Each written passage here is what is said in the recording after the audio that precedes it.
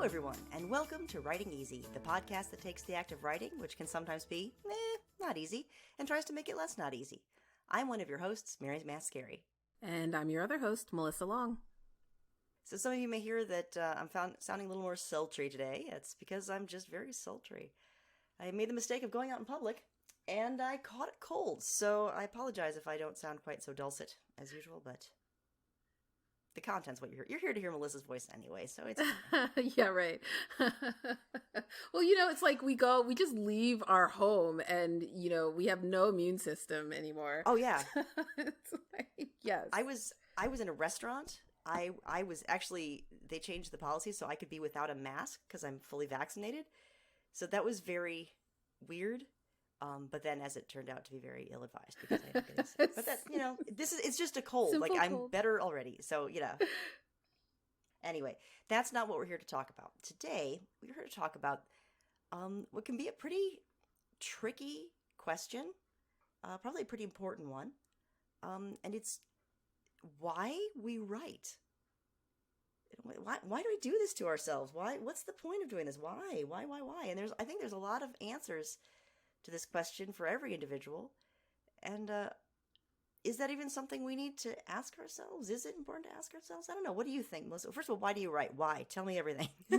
Why? Well, I think it's such a personal question. Everybody's answer is a little bit different. I write because I am a voracious reader and creative being, and I need a way to express that creativity. And I just didn't see stories that I wanted to read exactly. Maybe I'm a little bit of a control freak, but I was like, yeah, I want it to be slightly different, or I want a different kind of character, or I wanted to live in that world and play in that world for an extended period of time. And that just naturally led to, okay, let me write something. I can do this. Yeah. I think love of stories is a critical thing. Like, I think if you talk to a lot of different writers, you'd hear that I love books. I love stories. I'm a voracious reader, and therefore I write. I have found a direct correlation between my enthusiasm for writing and my confidence in writing with the amount that I read. Like, if I find that I'm not writing well, it's because I haven't been reading. I'm like, oh, yeah. So I think there's definitely something like that. It's just you love books, you love doing it, and you just want to get in it even further. That's certainly something. Yeah. And I find that reading, I used to think, oh, well, like if I read too much, it's going to influence my writing. And I'm like, yeah, that's kind of the point. Like, I actually do want it to influence my writing. Yeah. I want my writing to get better. But I also don't feel super competitive towards like sometimes I'm like, darn it, I wish I had written this. This is so good. But also, if I'm reading something that's amazing, I'm just so inspired by the idea that it came from a writer, that like they sat down and had this idea and this vision and put it together into this wonderful book that I got to enjoy. And I'm like, oh, this can be done. Yeah. And that inspires me. I feel like it's almost like refueling. Like, the more I read, the more I've like filled up my writing tank, and then I use it again, which is really an interesting thing to think about, that all of us as writers are fueling up each other's tanks so that we can write something else which will fuel someone else's tank, and it goes on, which is kind of a cool thing to think about, and a cool reason to write, Like, if you think I'm writing something, this might help another writer. That's one way to do it. Yeah. Are there any wrong reasons to write? Money. There's the right reasons to write and the wrong reasons to write. Don't write for money. Don't write for money. Don't do it, man. It's not so many people still believe that it's some kind of get rich quick scheme. Oh my God, and yeah. I'm just like, it's not. It is so much work. So much work. Yeah, dude, if you want to make a lot of money, like be a lawyer maybe. Go into get an MBA, do business stuff, go into finance. Like, yeah, you're not gonna make a lot of money doing it, which is, that's perfectly valid. There's certainly plenty of important things to do that have nothing to do with money. It's like, and even if you do make a lot of money, it's just not guaranteed, and it's not the easiest or fastest, most efficient way to make money. Yeah. There are just so many other ways. So yeah. Oh yeah. If money is your goal, this is not the path. For sure. I think another reason, I wouldn't say it's a bad reason to write, but it's maybe a superficial or an immature. I'm not coming up with the right word, but like sometimes you want to write to prove yourself, right? Or to have people like you, because there's a certain part, and I hesitate, like this isn't super healthy, but I think it's real. I think a lot of writers, and myself included, when we write, our characters are reflections of ourselves. Mm-hmm. And there's a certain part of us that I'm going to put this version out of myself out into the world, and that version will be liked universally, right? And so therefore, in a way, I'll be liked universally. And it's hard. You can't deny that. Like if that's the case, you can't deny that that's true. But that you're not going to get that. So it can help you, but you can't. That can't be the only reason. Does that make sense? Yeah. I don't know if you have that, if you're better adjusted. But I get that from a lot of people where you write for, not just for the prestige of I am a writer, but also for the story becoming a version of you and getting that sort of connection, which, I mean, it's there, but I don't know. Better off seeing a therapist. Yeah, to work through stuff. It's not, I mean, like, I feel like the writing, I always thought writing would make me happy. It was like, oh, like I'll write, Mm-hmm. I'm good at it. Writing will make me happy. I think like that's something that I continue to explore is like, and I'm trying to not get away from the end product of making me happy. Like, oh, well, Mm-hmm. having this published book will make me happy or famous or loved or being on the New York Times bestseller list or selling my script for $1 million and having this like huge blockbuster hit in the theater. But those are just end goals, and usually even if they do happen, like the next day you're like, okay. And me. now what? Like you're still there. You still like have all the same problems and challenges. It doesn't really change much in terms of your own psyche and your psychological makeup. So like I've really tried to pull back and then focus on enjoying the act of writing. So the brainstorming and the creating and the plotting and the like, pitching with other people and talking about their ideas, and enjoying those moments more. And I found much more peace. So like, I do find that if I take a long break from writing and I don't go through that, I will get really tense. Like, I just don't know how to process my own emotions because I need that creative outlet. And it took me a long time to realize that there was that pattern there that people would be like, oh, have you written anything lately? You're getting kind of cranky. You want to go back to some creative work? You might need to do that. Yeah, you're kind of intolerable. Yeah, I think that's a really good point that you bring up though, is like if you're not enough with it, if you're not enough without it, you're not enough with it, is something I've heard people say about like these big accomplishments. Mm-hmm. You these big external goals, you think once I get that I will be happy, and the answer is you will not. Writing a book will change you, but it will not fix you, and selling a book won't fix you. That's your own work that you need to do. But I really love what you said about like it has to be enjoying the process. You have to write because you like to write and because it makes you happy and it fills a need within you. Now it doesn't have to be like without writing I will die. Like I cannot exist without writing. Like that's maybe you're dialing it up a little bit too much. It's no one's that important. But I think that's a much healthier way to look at it, is not, I must write because it is my destiny, or I must write because then I'll show them. Although a little bit of competitive spirit isn't bad sometimes, especially when you're going into the publishing era.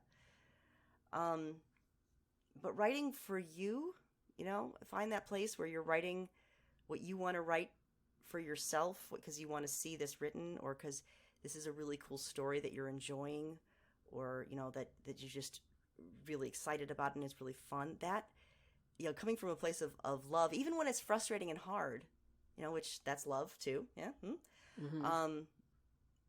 I think that's where I think you'll be the most satisfied if you come from that place.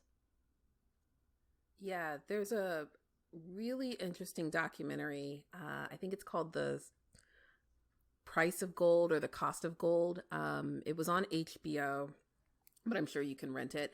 And it's basically like 7 or 8 different Olympic athletes that talk about the mental load of going to the Olympics. And they're like, there is a actual psychological phenomenon that happens after Olympians return, regardless of whether they win gold or not, because their whole life is spent getting to that moment and training for that moment. And they're like, the gold doesn't actually bring happiness. They're like, if you lose, you're just like, you're fixated on why you lost. Like, and there's just this incredible amount of depression, very high suicide rates among athletes post their Olympic experience. And it like also helped remind me of like, oh, that's what happens when you fixate on one goal and everything becomes that goal. And you just keep thinking like, oh, well, like, I just got to get to that thing. And they're like, and then you do, and then you have no idea what to do next because you haven't developed or thought, or like you've put too much pressure on this one objective. And not to get too woo-woo freaky about it, but that's the ego, right? That's what happens when you try to tie happiness with what your ego wants, right? And then, because your ego always wants more, it's voracious. But if you can pull back and find happiness in the process, in the action, you know, the journey, not the destination, well, then the destination doesn't matter. Although you are allowed to work at it, you know, you are allowed to, you know, push for that. And sometimes, you do need to fight a little bit. But you'll find that well is a lot deeper, I think.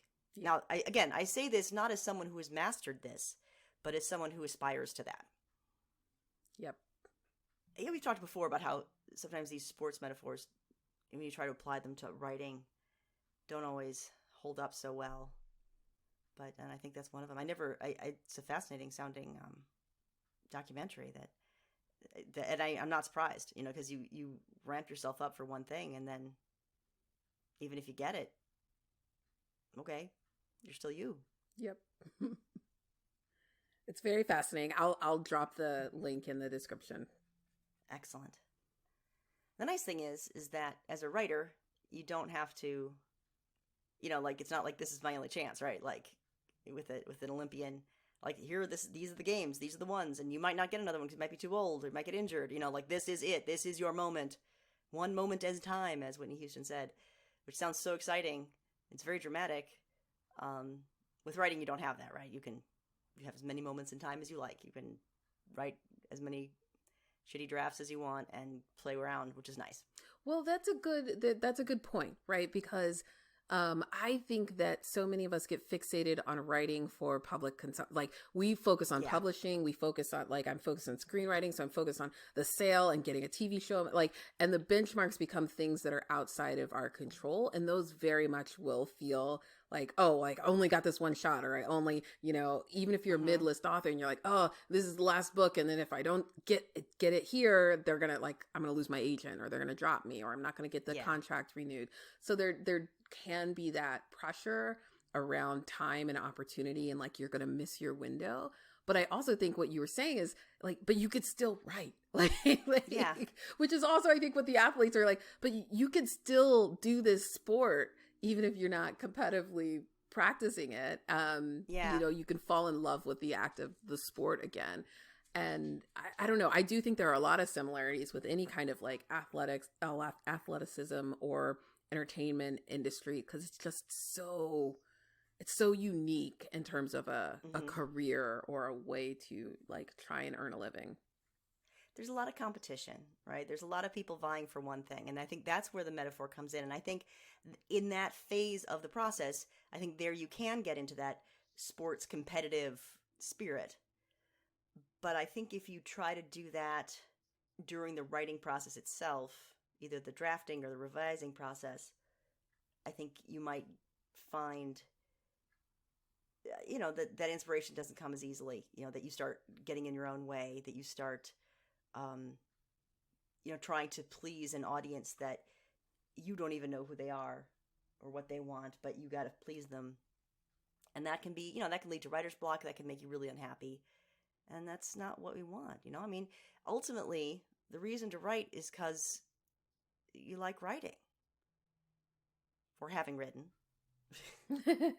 As Truman Capote said, I don't like writing, I like having written. And like, I that's valid, you know, liking having written, I think is fine. Good. Yeah. But I write because I have to be a famous author, and once I am a famous author or a famous screenwriter, I will be okay. I think that's setting yourself up for a lot of pain. Yeah, I write. I mean, I do feel like I have to have that creative outlet, like I said earlier. But I do acknowledge, like, I write to entertain. Like, and Mm-hmm. that, knowing that is like a core sort of value for me, is like, I do want my work to be consumed. I want people to Yeah. experience it. I write to be entertaining. It influences what I write, what genres I write, what types of Yeah. things I write. We went to a program that's focused on popular fiction. Like, that was a deliberate choice, where I could write any kind of work, but I choose to write stuff that I feel like is going to be popular, consumed by the masses, really entertaining and fun. But it also Mm-hmm. helps me when I get feedback or criticism, because I know what I'm trying to do. And I'm like, oh, Mm-hmm. you didn't like it? Well, like, you're probably not my audience. Like, that's okay. Yeah. There's that too. Yeah, I had a critique partner who's just did not get my stuff. Just was not. They were not my audience, and it was so hard because we were critiquing each other's stuff for a while, and I didn't like their stuff either. So it was just like I don't know what to tell you, Yeah. and like I guess yeah. So I ended up just doing kind of like proofreading. It was like that's all I got for you, man. I'm sorry. Yeah. But yeah, so it's who you please, and I think rather than pleasing people, I think that's a really good idea. Saying like, I want to entertain my readers, I want to scare my readers, I want to touch my readers, I want to make my readers think or whatever. That's a good. I think that's a useful. When I say good, a useful perspective. But I think a perspective of I want my readers to love me. Well, a they're not. They don't know you. How Yeah, can they? not gonna You know. happen. Secondly, even if they think they love you, they don't. That's not right. That's a pretend. That's not Yeah, real. they So don't actually know yeah, you. they can't love you. I'm sorry, they can't. They don't know you. You want people to love you. You gotta. That's a whole nother thing. You get does Mhm. your therapist. Go with other things for that. Just talk Writing to is an not. actor; they'll tell you like Oh my god. they don't love you. They love the Yeah. character. Yeah. Oh yeah. And actors will also know about the whole wanting to be loved all the time. Trust me. Yep. Um, and how that just doesn't work. But yeah, writing can be a great tool to help you work through things and grow and mature and heal yourself. But the output of it isn't going to fix anything, I guess. That's all the wisdom I have about that. Mission accomplished. We solved it. Woohoo! Done and dusted. Now we all know. Ultimately, it's you and the page and what's in your heart and your muse and all that good stuff.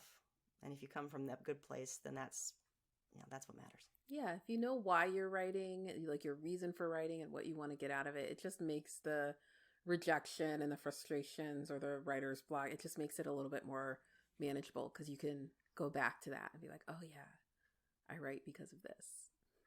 And if you don't know, it doesn't mean you're not allowed to write. It means you might want to think about it. Do some journaling, do some thought.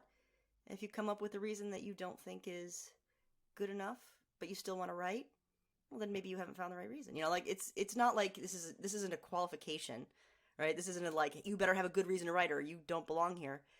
But I think it's going to be something important to know.